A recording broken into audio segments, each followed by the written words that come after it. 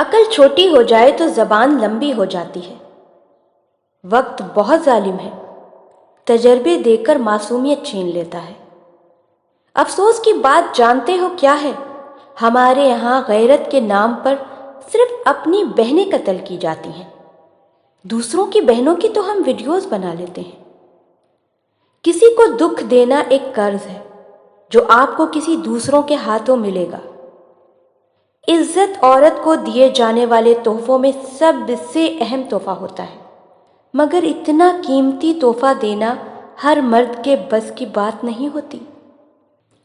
عام طور پر یادیں نڈھال کر دیتی ہیں، مگر ایک یاد ایسی ہے جو نہال کرتی ہے، اور وہ ہے خدا کی یاد۔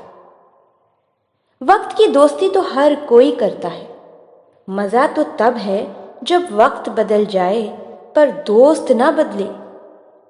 فکر نہ کرو، میں ہر مشکل میں تمہارے ساتھ ہوں، لیکن معذرت کے ساتھ یہ جملہ اکثر وہی لوگ بولتے ہیں جو وقت پڑنے پر کبھی بھی موجود نہیں ہوتے۔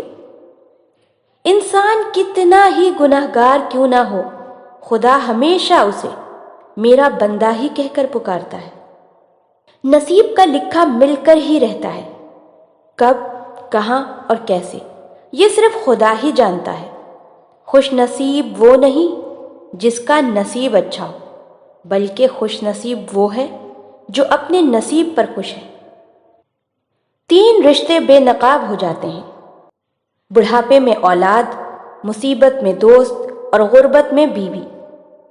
قدر کرنی ہے تو زندگی میں کرو، چہرے سے کفن اٹھاتے وقت تو نفرت کرنے والے بھی رو پڑتے ہیں۔ اچھے ہوتے ہیں برے لوگ، کیونکہ وہ اچھا ہونے کا دعویٰ نہیں کرتے۔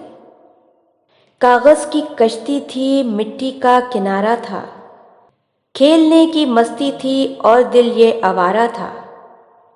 کہاں آ گئے سمجھداری کی اس دلدل میں، وہ نادان بچپن ہی کتنا پیارا تھا۔